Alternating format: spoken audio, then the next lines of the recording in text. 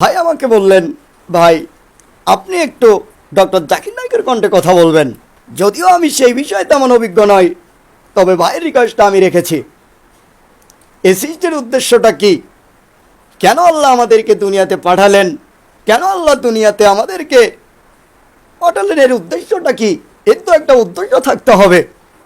আল্লাহ বলেছেন পবিত্র কোরআন সূরা মুলক অধ্যায় নম্বর 66 আয়াত নম্বর 2, আল্লাহ বলছেন আল্লাযী খালাকাল মাউতা ওয়াল হায়াতা, যিনি জীবন ও মৃত্যু দান করেছেন, যে কে তোমাদের মধ্যে কর্ম উত্তম। আল্লাহ জীবন এবং মৃত্যু এই দুইটাকে সৃষ্টি করেছেন, বানিয়েছেন,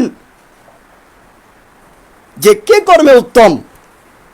আল্লাহ বলেছেন পবিত্র কোরআন সূরা আল ইমরান অধ্যায় নম্বর 3 আয়াত নম্বর 185, কুল্লু নাফসিন যায়িকাতুল মাউত, প্রত্যেকটি প্রাণীকে মৃত্যুর স্বাদ গ্রহণ করতে হবে। আর এর চূড়ান্ত বিচার হবে রোজ কিয়ামতের মাঠে। যাকে যেদিন জাহান্নাম থেকে বাঁচিয়ে আল্লাহ জান্নাতে দাখিল করবেন, সে এই সৃষ্টির উদ্দেশ্যে সফল। তার মানে বোঝা যায় এই দুনিয়াতে আমরা এসেছি কর্ম করার উদ্দেশ্যে।